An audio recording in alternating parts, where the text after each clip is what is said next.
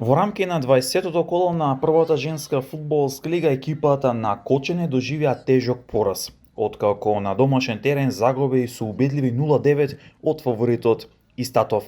Победа од 0-9 забележа и екипата на Љуботен, која што со исто така 0-9 славеше над Топ Гол во Битола, што беше исто така за очекување и овој триумф на тимот од Тетово. Екипата на Скопје, која што е лидер во првата женска фудбалска лига и секако ќе ја подигне шампионската титула поради преголемата бодовна разлика која што има на самата табела, триумфираше со 0-2 над дебитантот Вардар, додека пак екипата на Тиверија со 0-5